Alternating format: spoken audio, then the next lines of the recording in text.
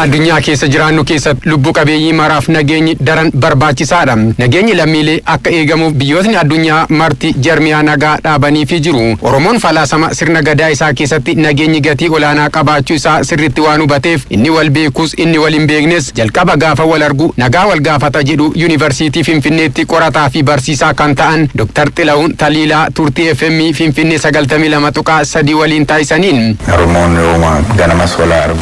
Edda turees wal argu wanti jalqaba wal gaafatu nage. Yoo nagaa wal gaafachuu baate wal beekuu baatellee akkam bultan akkam ooltan waliin jedhee wal bira darba. Yoo callisee namni bira darbe namni kun maaf naan oode jedha. Akka waan yookaan ofii balleessaa qabuutti yookaan namni sun balleessaa qabuutti yookaan wanti tokko akka badeetti ilaala. Kanaaf nageenya kan jedhu kun kan hariiroo wal wajjin ittiin ijaarratee tikfatee ittiin eeggatu. Hayyoon kun itti dabaluudhaan namni nagaa yoo qabaate qabeenyaa fi fayyaa horata jedhu. Waa hunda keessaa dinagdeen barbaadu hawaasummaan barbaadu yookaan waan biraan barbaadu maa nageenya dura fide kan jettu kun laphee isaatti bakka jira jechuudha. Yoo nageenya jiraate hunduu jira jechuudha. Nageenya kun yoo jiraate nagaa yoo ta'an qabeenyas argatan qabeenyas bulfatan qabeenyas dabalatan.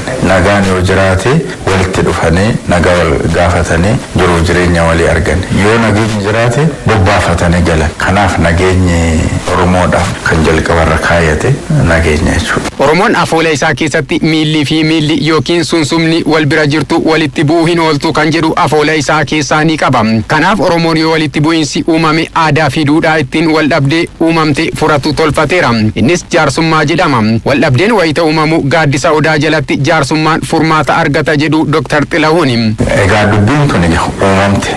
Edda uumamte rakkoon tun eessaa kaatee akkamitti haafurruu kan jedhu kanarratti yoo xiyyeeffatame. Waan Oromoo keessatti waliigala isaa uumame ta'uu mala kana itti dhufe ta'uu mala wanti guyyaa keessa barree jiraachuu danda'anii kanaaf kumaddi rakkoo kanaa maali kan jedhu kana xiqqoo laalanii isa laalame sana immoo furmaata gara furmaatatti deemuun waanuma barbaachisu. Maaliif jaarsummaanis kan ta'amu rakkoo uumame san furuudhaaf.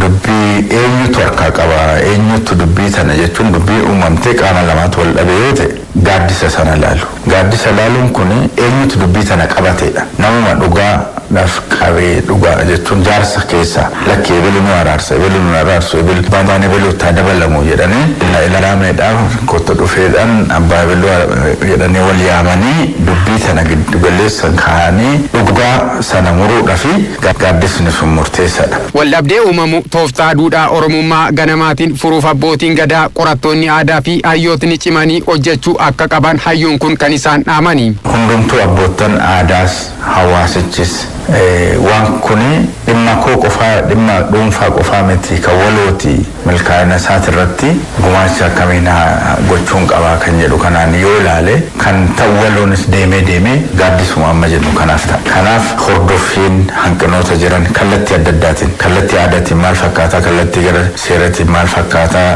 dhugaan uummataaf galtee an jedhu kana akka hunduyyuu hunda al tokkotti gammachiisuun hin danda'amu ta'a garuu immoo bu'uuraan akka waan yaadameef sana bira gahuu danda'u akkasuma danda'e ogeessonis ogeessa qorataa ta'ee dhimma qorannoof qofatti ilaalee akka milkeessuu danda'uuf falaasama isaati. Kanaaf akkaataa sanaan oduu ilaalamuu danda'e kan jedhu qaba.